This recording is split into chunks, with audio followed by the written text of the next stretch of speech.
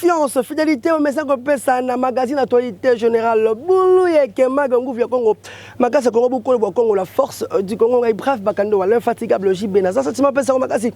Le président on le pour na bien. To faut pour la sebino chef de l'État Félix Antoine Tshisekedi. Chilombo a outu ko titre ya docteur honorifique ya Honorus Kausa kuna na inukino na présence ba politicien ndenge na ndenge bolanda na compte rendu oyo magazine c'est pour bino.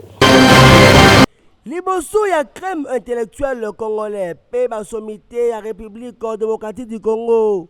Bobako, chef de l'État Félix Antoine Tshisekedi Azwaki Mokolo jeudi, deuxième diplôme à docteur Honorus Kausa. Ndenge Boyebi, chef de l'État Félix Antoine Tshisekedi Azwaki déjà dans le collège académique ya Netanya, paix à campus francophone Israël.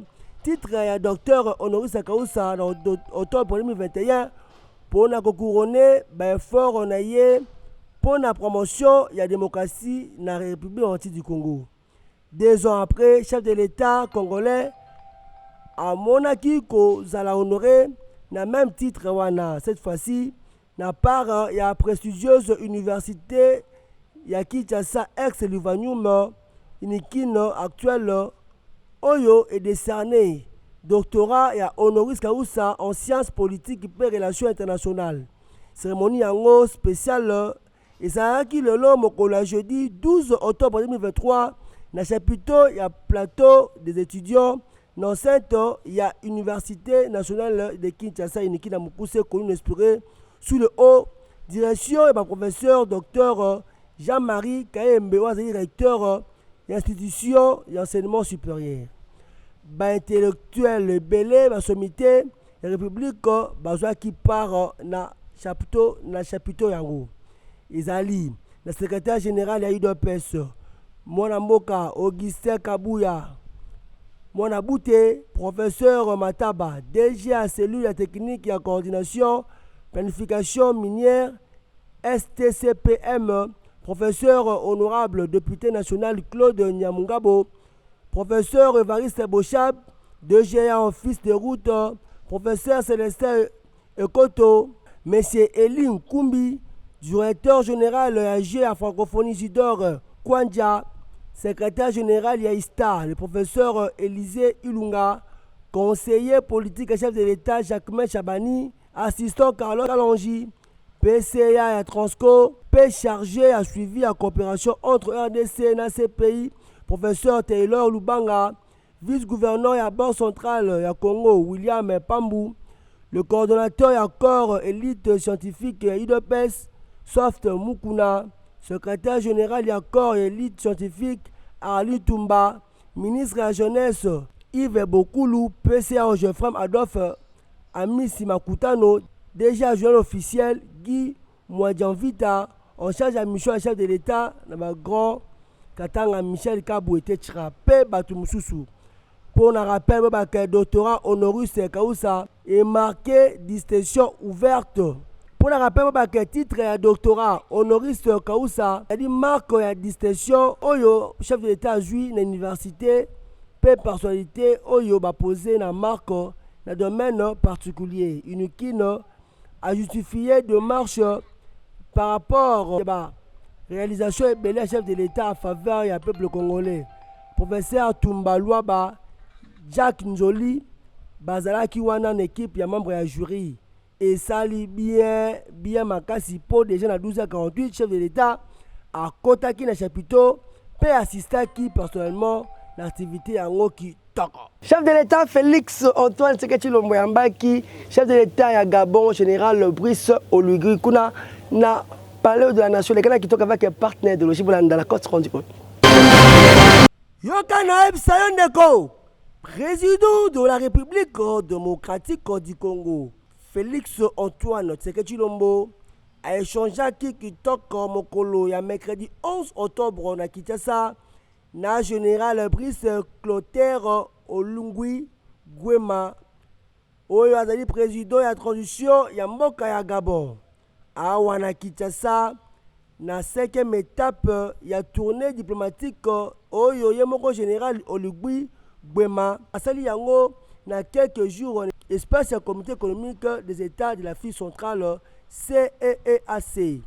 Depuis le 30 août, Mokanabiso et Arseda, na nouvelle ère, il y a suite, il y a élection non démocratique, pe tozali na besoin il y a concours il y a président Tshisekedi pour accompagner biso peut aider également le fait il y a facilitateur wana ezali maloba il y a président Touadéra na zone il y a comité économique il y a état il y a Afrique centrale de a déclaré qui général Oligui Nguema à propos élection RDC ezali ba moment moko particulier il y a qu'au souhaiter pour la koleka na paix sociale. Oui, d'accord. Ensuite, il y a présidentielle gabonaise. Celui de la communication présidentielle va confirmer que le chef de l'État gabonais, général Brice Clotaire Oligui Nguema, ezali pour na sensibiliser na sous-région avantage significatif ya Gabon après changement et régime Oyo et qui le 30 août dernier paix et porta qui général Oligui na pouvoir. Vraiment visite Oyo et ça dit bien makasi. Président de la chambre basse du parlement Christophe Mboso Kodjampoangaye a réagi par rapport il y a dire Oyo John Numbi Alobaki Bolanda Neske Nango Kitoko na micro ya Giovanni Ndoluka.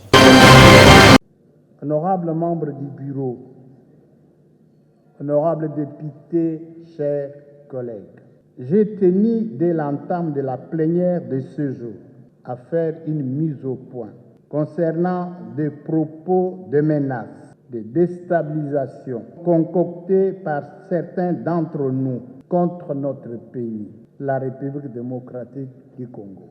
Mais avant cela, permettez-moi de rendre un vibrant hommage au président de la République, chef de l'État et garant du fonctionnement régulier des institutions de la République, son Excellence Félix Antoine Tshisekedi Tshilombo, pour sa bravoure et sa détermination à offrir aux citoyens, dans le strict respect de la Constitution, la possibilité d'exercer leur droit du suffrage. Pour toute la première fois, le 20 décembre 2023, se tiendront les élections générales dans notre pays et la démocratie sera entièrement restituée à la base et c'est sur fond propre. Pendant que nous sommes tous préoccupés à accompagner cette volonté ouvertement affichée pour des élections libres, inclusives et transparentes, les ennemis du peuple congolais, politiciens en perte de positionnement, sont concentrés dans leurs officines à Kinshasa et à l'étranger pour relayer des messages contre ce processus dignement mené par la Commission électorale nationale indépendante. Ainsi que nous l'avons eu à le dire plusieurs fois, renoncer à l'exercice d'un droit, c'est aussi un choix, une question de liberté ou une façon de l'exercer d'une certaine autre manière. Personne dans notre pays n'a empêché cela à participer à ce processus électoral.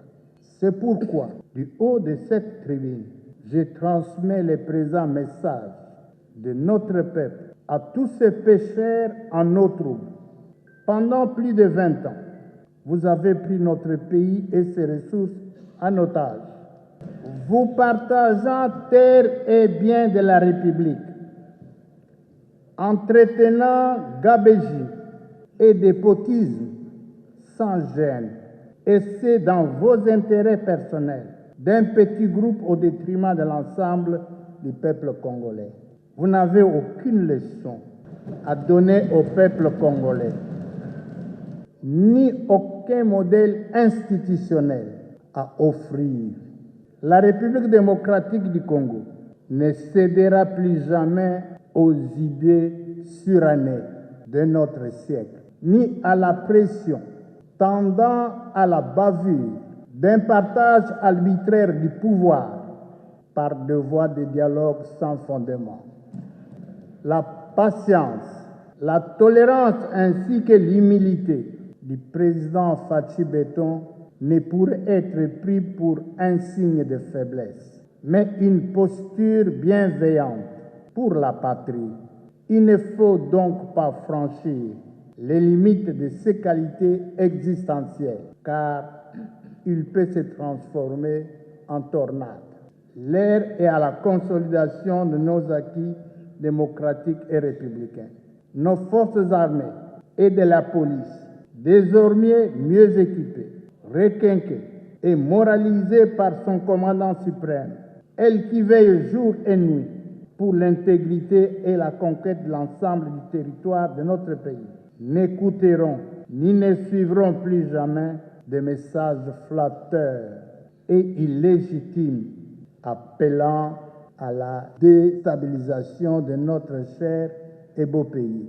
Des messages lancés de l'extérieur par des civils et criminels fugitifs qui ont bénéficié de graves au sommet de l'armée par clientélisme.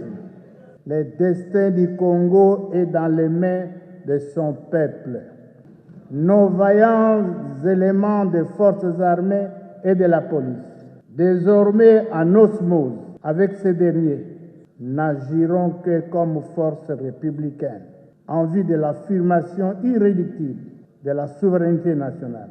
Plus jamais de régime d'essence étrangère en République démocratique du Congo. Je vous remercie.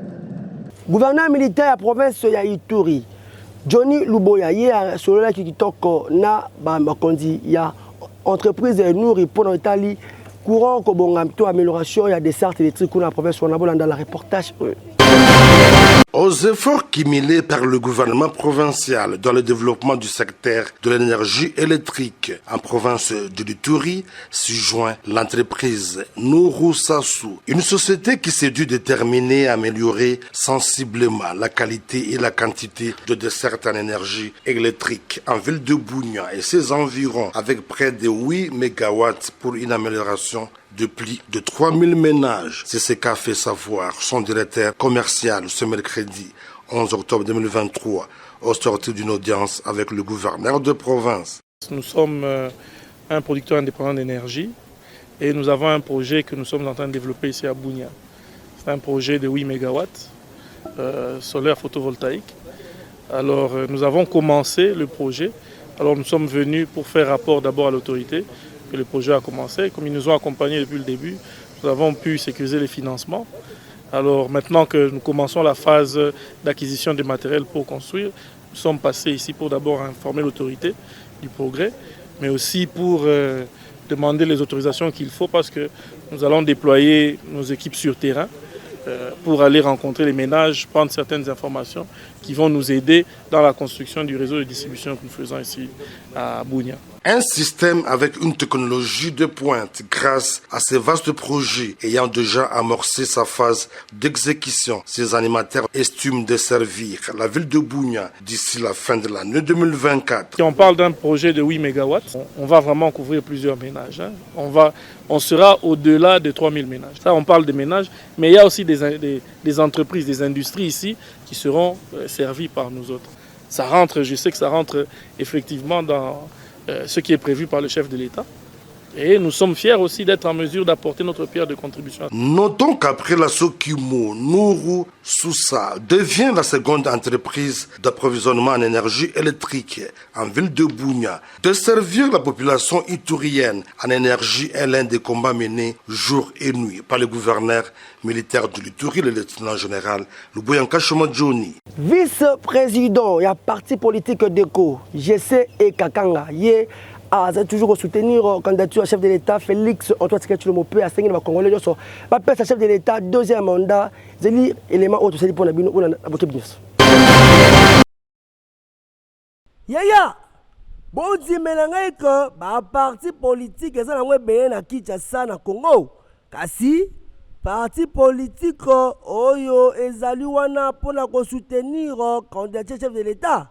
Ezali wana na kombo ya dynamique pour l'émergence du Congo DECO na mukuse oyo ezali toujours kosala mosala kitoko kasi boyebaka vice-président na yango mwana mboka GC Ekakanga azali toujours wana mpona kosoutenir candidature ya chef de l'État Félix Antoine Tshisekedi Tshilombo mpe kotravaille toujours pour la réussite de la candidature na ye réputation nationale provinciale mpe sénateur pour la partie na bango kitoko bazalaki wana botala parti politique na bango sika ezali na boulevard du 30 juin kitoko botala ndenge mwana mboka GC Ekakanga azali kokota kitoko na parti politique na bango toujours accompagné na mwana mboka Olivier Kankonde Bwabwa oyo azali candidat député national ya Tchangu mpe Lucien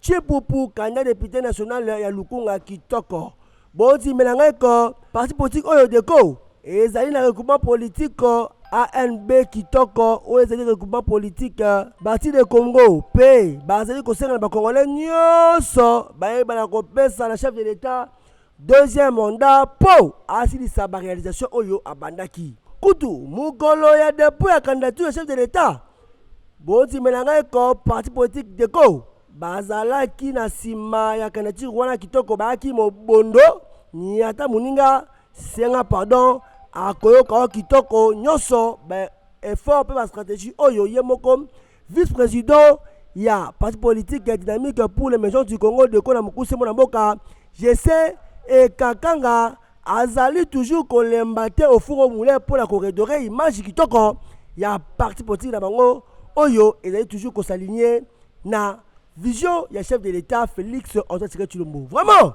esali bien makasi po deko baza toujours la tête et non la queue. Mention de censure Oyo Baeli, professeur du peuple Basaki contre gouverner à vous, professeur Kinshasa, Gentini Gobilamba, qui rejeté Kuna. Non, c'est mes professeurs la Kinshasa, Bolanda, na élément Oyo, Moza, Bakasi pour la ville. Mon ami, Tikana Epsok, notion de défiance Oyo Zaki initié contre gouverneur et ville, professeur Kinshasa, la République démocratique du Congo. Ils allaient qui rejeté et pas les députés provinciaux au cours de la plénière. Oyo ezalamaki mokolo mercredi 11 octobre 2023 na siège ya organe délibérant. Après vote majorité ba député bandimaki na l'unanimité ba rejeté Monshoana Kitoko. Par conséquence, le gouverneur Gentini Gobilambaka atikali na fonction na ye. Kolobama Oyo et Pesamaki et Paya Francis Chibalabala vice-président de l'Assemblée provinciale à Kinshasa a expliqué que comme motion Oyo qui initié contre le gouverneur a quitté 5 signatures nécessaires de entre bango que Oyo bazbona qui document bazala qui reconnu P règlement d'ordre et dit qu'on prévoit que motion et c'est réunir la signature, il y a représentation, il y a 10e, il y a nombre total de députés provinciaux, il y a Kinshasa, selon l'article 48. Les députés provinciaux, signataires, il y a mention, il y a défiance contre le gouverneur, et ça qui fondé la démarche sur enquête, il y a coup, il y a compte. Kasi, autorité urbaine, il y a qui pour la faute, il y a Jésus. Boye Bakor, nombre de greffe, il y a qui retenu en charge à Gentini Gobila. Les signataires et motion rejeté qui ils allaient révoquer la dette publique contractée dans nombre pour un compte du trésor urbain dans une valeur estimée à 150 millions de dollars. Oyo jamais utilisé qui en paie justification en et peut s'amakiter dans mikolo oyo. Paie greffe mususu ils allaient comporter également un endettement auprès d'un cabinet paie à taux d'intérêt exagéré prohibitif pour les dépenses personnelles non justifiées pour le gouvernement provincial de Kinshasa. Yangone et Bakisami na outrage et assemblée provinciale pour le gouverneur a beau appliquer recommandation il y a une conférence du président élargie il y a le 15 septembre 2023 concernant révocation d'un ministre provincial en charge intérieur paix en charge de la finance paix à direction et à régie urbaine. Il y a 2 jours cas. Vraiment, Oyo ezali dossier moko toenterine yango kitoko Justin Kobilambaka atikali na ye gouverneur ya province ya Kinshasa. Ministre d'État, ministre de l'aménagement du territoire, son excellence Guy Lwanomboyo, il a la tournée na ye na-ba interfédéral ba implanta kitoko za ki accompagné na coordonnateur Ligue de jeunes à Kinshasa na boka Blanchard Mouche obèse papa poubelle gratuite pour dans le reportage oyo. Yoka bien deko mikolo oyo azali toujours na mouvement na ndenge ya kozala te ko visiter la place oyo ba implanter ba parti politique na ye kitoko parti politique yango agissant pour la République arabe na mukuse yenani.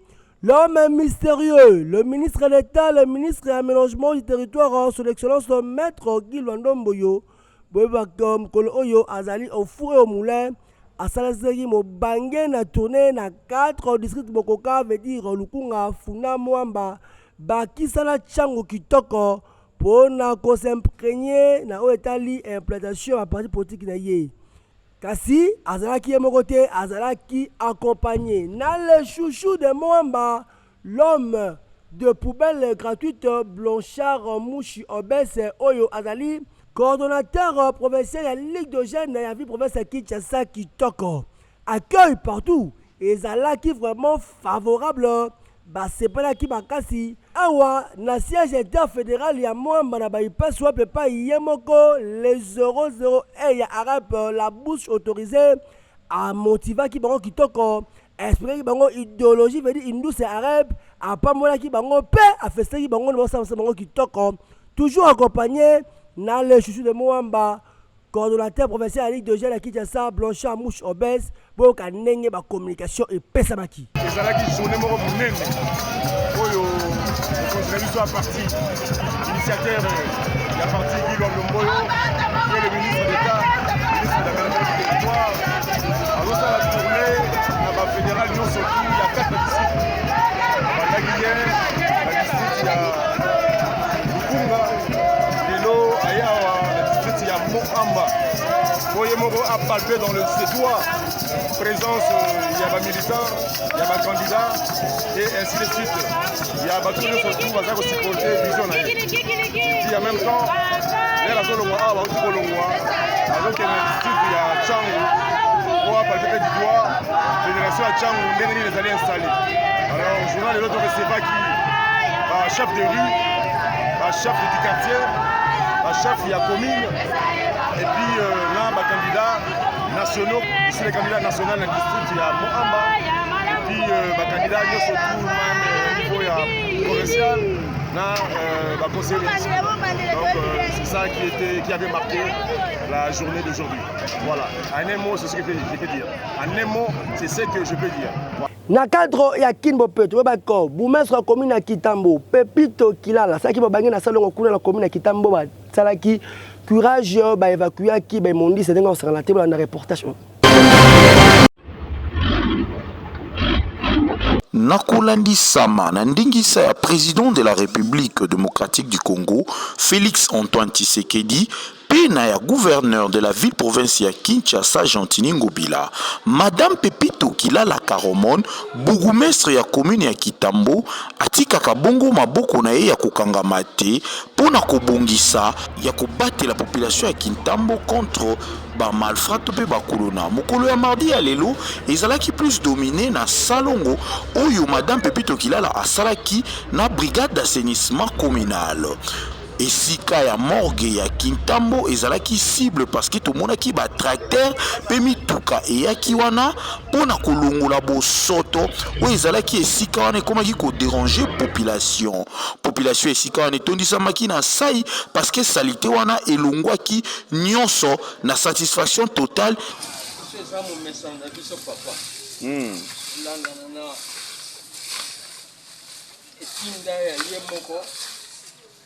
Madame le bourgmestre Pepito Kilala ezalaka mikolo nyonso na terrain kosala mosala na biso yango moni ntongo oyo toza awa tozosala mosala. Tokorapele ke Pepito Kilala aza parmi ba rare bourgmestre oyo atia bongo mituka pe ba tracteur na disposition ya maison communale na ye pona ete bosoto ezala bongo mosika po Kitambo en tant que commune ya liboso ezala toujours bopeto.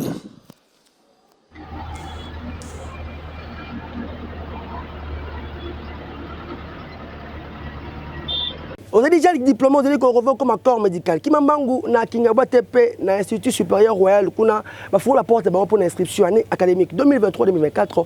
Qui m'a mangu na sport.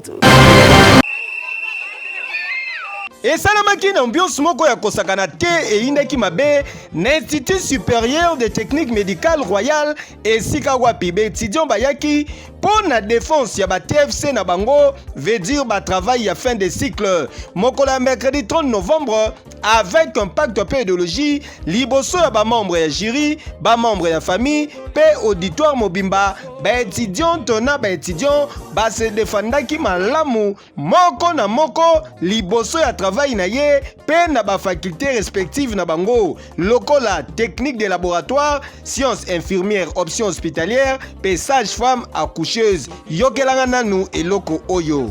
Monsieur le Président, en réalisant cette étude, nous nous sommes posé la question de savoir les infirmiers des centres Nord enfants de Barbeau ont-ils un niveau de connaissance? Natour Naye, secrétaire général académique, Dr Patrick Bolokomai, président Yajiri à Talisaki Boye.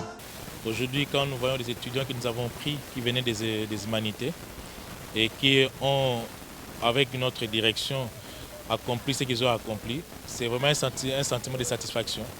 Ils ont eu à défendre leur titre aujourd'hui et nous pensons que nous avons atteint notre objectif.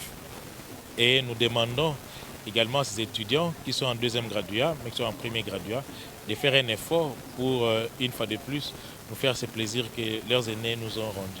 L'Institut supérieur des techniques médicales royales, par rapport à la qualité, il n'y a pas match. Vous voyez le corps professoral tout simplement, qui n'hésite pas, qu'il vient, la qualité, elle est la meilleure, je pourrais dire. Kinshasa, papa, maman, moboti. Cadeau ya solo to pe héritage ko yiko tikela mona na yo ezalinde enseignement ya qualité nzokande pona ko beta lisolo ya enseignement ya qualité avec pratique à l'appui et sika ezalaka se moko na Institut supérieur de technique médicale royale et pas ya les baobab géants nzete ya malili les promoteurs Jean Velete Bowelisa déjà pour inscription ezali en cours na ba vacation jour pe soir na ba faculté lokola technique de laboratoire sciences infirmières option hospitalière pe sage-femme accoucheuse.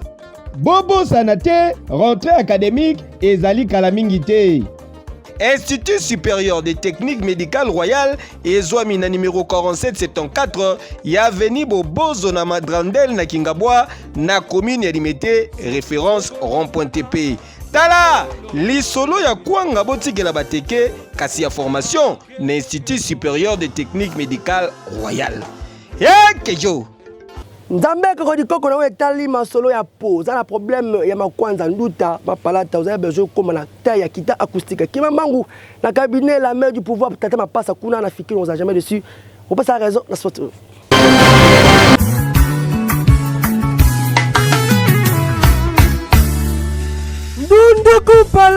Ndundu kupala toujours voilà mais yoka bien Sambe koko di koko na masolo ya po ezalinde cabinet la main du pouvoir tata mapasa toujours combattu mais jamais abattu botu na ngai nini tu oyo ayeli bino double promotion de produit à sika lokola crème de sein crème de 3D thème en serre argile blanc argile rouge argile vert beurre de cacao bokozwa itete nyonso ezali wana mpona kosisa problème na bino toko traité maladie lokola tampon nduta cancer tache noire makwanza esuki kaka bongo te ebongo mpona problème ya taille ozwa taille ya guitare acoustique imambangu awa na cabinet ya main du pouvoir ozwa taille Android ya kilelo baproduit lokola crème de peste to peste positoire okozwa ngo sans problème bazali mpe kozongisa batin lokola ya babebe tala yo mutu mabele ekweya lokola chaussette ozwa na posa ozonga lokola ujana pes la main du pouvoir tata mapasa confiance okozala jamais de si baza lisusu kozongisa mabumu pla yo moto okoma velira libumu kodo to mpe sute kete na yo pesa bango confiance bakobete yango dada sans problème basuki kaka wana te bazali kotraite hémorroïde, faiblesse sexuelle, éjaculation précoce, fibrome, barrègle douloureuse, des maladies à carie dentaire. Botuninga adresse, baza musika te awa, na limité, la première porte africaine, au continent kati africaine, juste nekoko ya muke. ebongo mpo na bino bana ntango bedira masina tele kimbateke maluku bazali kuna na station plaza non loin ya maison boxer bakangami bazali kosala consultation gratuite mpe livraison eza domicile to mpe bobenga bango kaka bameko ezali affiche bekran na bino.